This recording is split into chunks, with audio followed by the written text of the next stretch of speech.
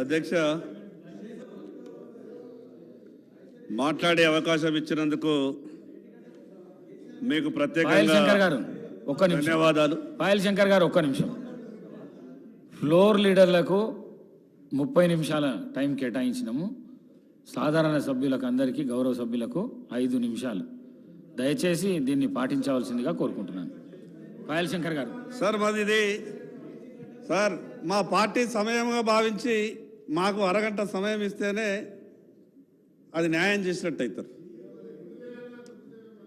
అంటే నన్ను సభ్యుడిగా కాకుండా పార్టీ సమయంగా భావించండి. అధ్యక్ష, ముందుగా మీకు ధన్యవాదాలు. ఈ కాళేశ్వరం ప్రాజెక్టు గురించి చర్చ వచ్చినప్పుడల్లా శాసనసభలో ఈ పెద్ద పెద్ద స్క్రీన్లు ప్రత్యక్షమవుతాయి. నేను ఇంతకుముందు కూడా టీవీలలో చూసినట్టు నాకు గుర్తున్నది. ఇంకొక విషయం ఏంటంటే, ఈ పదే ఒక పదం వాడుతున్నారు. ఆ పదానికి ఈ శాసనసభకు ఎందుకు అంత అవినాభావ సంబంధం ఉన్నది అర్థమైతలేదు. ఆ పదం వాడడం తప్పు అని అందరికీ తెలిసినా ఇటు నుంచి కానీ అటు నుంచి కానీ అదే పదాన్ని పదే వాడే ప్రయత్నం చేస్తూ ఈ 2 రాజకీయ పార్టీలు ఆ పదం ద్వారానే ప్రజల దృష్టిని ఆకర్షించాలని ప్రయత్నం చేస్తున్నాయేమో మాకైతే అర్థమైతలేదు. అధ్యక్ష, పొద్దున ఈరోజు నేను 6 గంటలకు మా ఇంటికి ఫోన్ చేసిన ఆదిలాబాద్కు. మా మనవడు ఫోన్ లేపి మాట్లాడితే ఎక్కువసేపు మాట్లాడే ప్రయత్నం చేస్తే నేనేమన్నా ఒక మాట అంటే, నువ్వు తొందరగా ఫోన్ పెట్టేరా బాబు, ఇవాళ అసెంబ్లీలో పెద్ద స్క్రీన్లు పెట్టిండ్రు, బాగా అవన్నీ చూపిస్తారట, నేను కొంచెం చదువుకున్నా, కొత్తగా శాసనసభకు పోయినా కాబట్టి అని అంటే, ఏం పెట్టిండ్రు తాతయ్య అని వాడు అడిగిండు. ఏమో పెద్ద స్క్రీన్లు పెట్టిండ్రు అంటే వాడు అన్న మాటలు ఏంటంటే, మీకు సినిమాలు కింద చూపిస్తారా శాసనసభలు అన్నాడు. అధ్యక్ష, గతంలో కాళేశ్వరం రిటిజన్ గురించి మాట్లాడినప్పుడు ఈనాటి మాజీ ముఖ్యమంత్రి గారు ఆ రోజు ముఖ్యమంత్రి హోదాలో ఇక్కడ నుండి ఉత్తమ్ కుమార్ రెడ్డి గారు మాట్లాడినటువంటి మాట కూడా, వారిని అన్నటువంటి మాట కూడా నాకు ఇప్పటికీ గుర్తొస్తున్నది. మరి ఎందుకు ఇటువంటి ఈ గొప్ప శాసనసభలో ఆ రకమైనటువంటి పదాలు పదే వస్తున్నప్పుడు,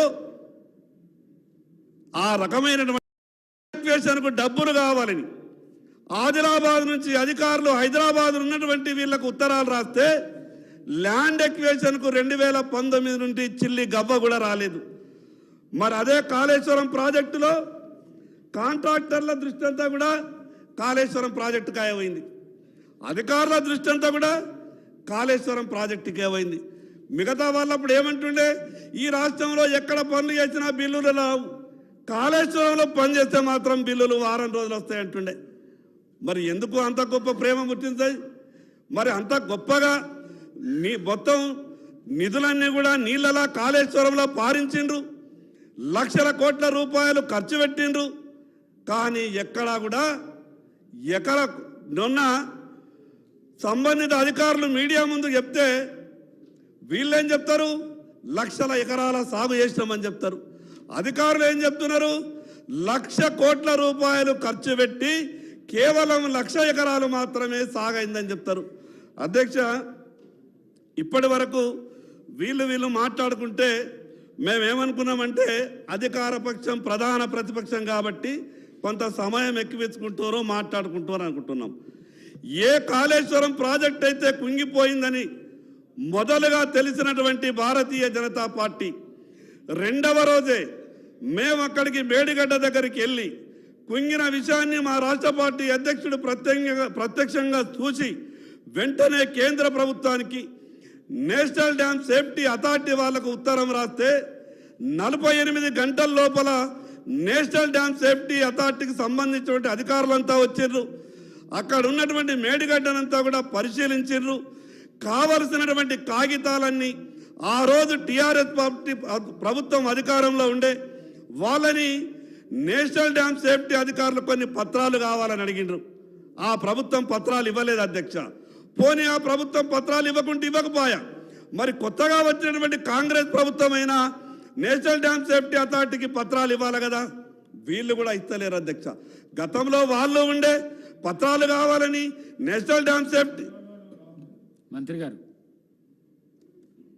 పాయల్ శంకర్ గారు, అధ్యక్ష మీ ద్వారా మాకు తెలియదలుచుకున్నా, నేషనల్ డ్యామ్ సేఫ్టీ అథారిటీ ఇప్పుడు ఏమి డాక్యుమెంట్స్ అడిగినా ఇవ్వడమే కాకుండా మీరు ఈ 3 బ్యారేజ్ విషయంలో పూర్తి ఎంక్వైరీ ఇన్వెస్టిగేషన్ టేకప్ చేయండి. అదేవిధంగా ఏ విధంగా అవి పునరుద్ధరణ చేయాలనో, ద వే ఫార్వర్డ్ చేయాలనో totally we're handing over to NDSA. Thank you sir. మీకు ఈ రకమైనటువంటి గొప్ప మనసుంటే ఎట్లా బయటకు రావో, పోయిన డబ్బంతా ఏడాడికి పోయిందో కేంద్ర ప్రభుత్వం మీకు పూర్తిగా ఈ ప్రభుత్వానికి అండగా ఉంటుంది. అందుకే మేము మొదటి నుంచి అంటున్నాం, మీరు ఈ రకమైనటువంటి సహకారం అందించండి, మాటకు కట్టుబడి ఉండండి. ఏదైతే ఆ రోజు మల్కాజ్గిరి పార్లమెంటు సభ్యులుగా, రాష్ట్ర కాంగ్రెస్ పార్టీ అధ్యక్షులుగా జరిగినటువంటి విషయాల మీద సిబిఐ విచారణ జరగాలని గౌరవ ముఖ్యమంత్రి గారు ఆ రోజు మాట్లాడినటువంటి మాటను ఒక్కసారి గుర్తు చేసుకున్నా. మీకు కూడా చాలా ఈజీ ఉంటుంది, ఎందుకంటే మీరు కొత్తగా ప్రభుత్వంలోకి వచ్చి మీకు ఇంకా చాలా పనులు ఉన్నాయి. ఇది ఎక్కడెక్కడ తప్పులు జరిగినాయి, ఎక్కడెక్కడ లోపాలు జరిగినాయి సిబిఐకి ఇస్తే అది నేషనల్ అయినా ఇంటర్నేషనల్ లెవెల్లో కూడా ఏమైనా సంబంధాలు ఉంటే, ఇక్కడ ఉన్నటువంటి డబ్బు ఎక్కడన్నా పోయిందా, ఆ విషయాలు కూడా ఏమన్నా ఉంటే అవి తొందరగా బయటపడేటటువంటి అవకాశాలు ఉన్నాయి సార్. అందుకే భారతీయ జనతా పార్టీ చాలా క్లియర్గా మొదటి నుంచి కూడా డిమాండ్ చేస్తున్నాం. మేము చేస్తున్నటువంటి డిమాండ్ కూడా ఏం కాదు, మీరన్నటువంటి మాటకే కట్టుబడి ఉండండి. మీరే అన్నారు కదా సిబిఐ విచారణ జరగాల, భారతీయ జనతా పార్టీకి టీఆర్ఎస్కు ఏదో సంబంధం ఉన్నట్టున్నది, మేము ఎంత అడిగినా కూడా సిబిఐ ఎంక్వైరీ చేస్తలేరని గౌరవ ముఖ్యమంత్రి గారు అన్నారు. ఆ రోజు గౌరవ ముఖ్యమంత్రి గారు ఆ రోజు కూడా ఇంకో మాట కూడా మాట్లాడింది సార్. వారు ఏమన్నారంటే, ప్రధానమంత్రి గారిది, అమిత్ షా గారిది నా దగ్గర అన్ని ఆధారాలు ఉన్నాయి, నేను కంప్లైంట్ చేయడానికి సిద్ధంగా ఉన్నా, భారతీయ జనతా పార్టీ నాయకులు వాళ్ళ అపాయింట్మెంట్ ఇప్పగలుగుతారా అని ఒక మాట మాట్లాడినారు. అధ్యక్ష, ఈరోజు ఎవరు కూడా గౌరవ ముఖ్యమంత్రి గారికి అపాయింట్మెంట్ ఇప్పించే అవసరం లేదు. ఎందుకంటే వాళ్ళు నేరుగా ఒక అపాయింట్మెంట్, ఒక ఫోన్ కాల్ చేస్తే ఈరోజు కేంద్రంలో ఉన్నటువంటి అందరూ కూడా ఒక మంచి ఆలోచనతో అపాయింట్మెంట్ ఇస్తున్నారు. మీరు వెంటనే ఒక ఉత్తరం రాయండి.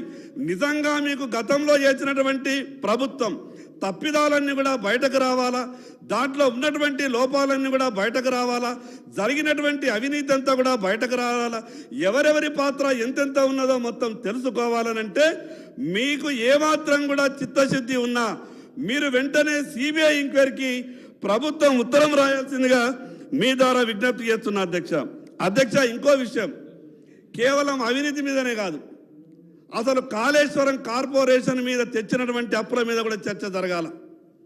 అధ్యక్ష, తక్కువ వడ్డీకి ఇవ్వడానికి ఎన్నో బ్యాంకులు సిద్ధంగా ఉండే, ఇదేం వడ్డీలు అధ్యక్ష?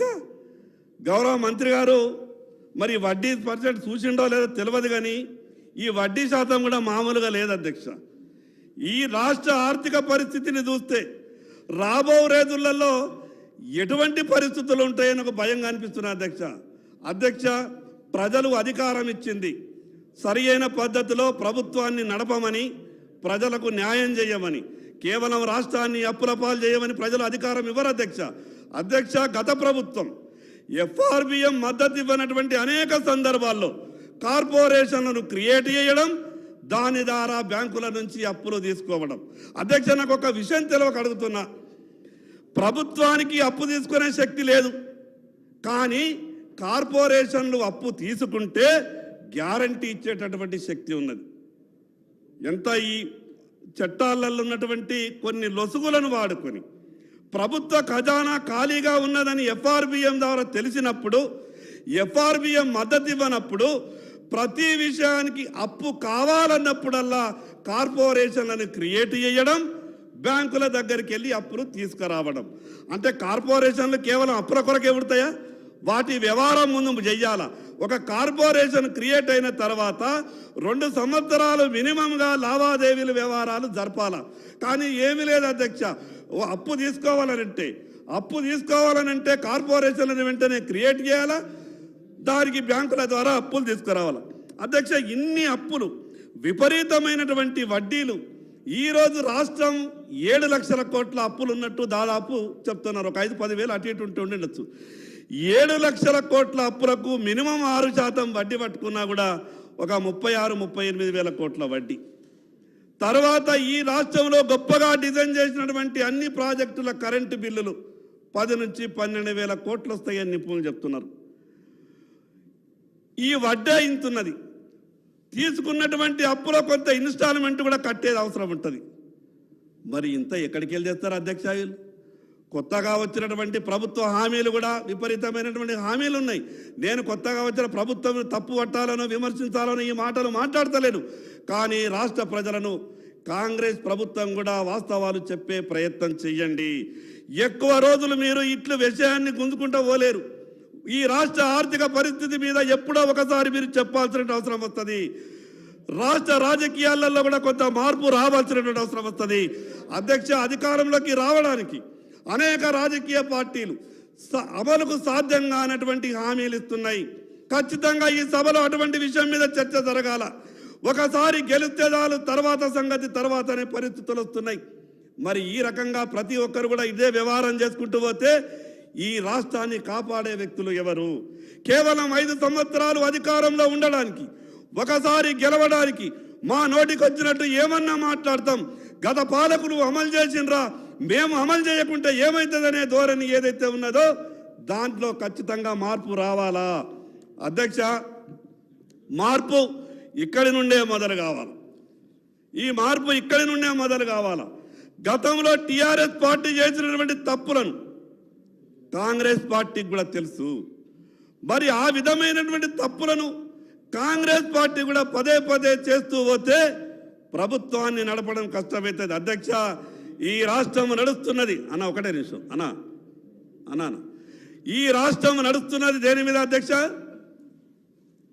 ప్రజల ఆరోగ్యం చెడిపోతున్నటువంటి ఆ ఏదైతే మత్తు పానీయాలు అమ్మితే నడిచే పరిస్థితి ఉన్నది.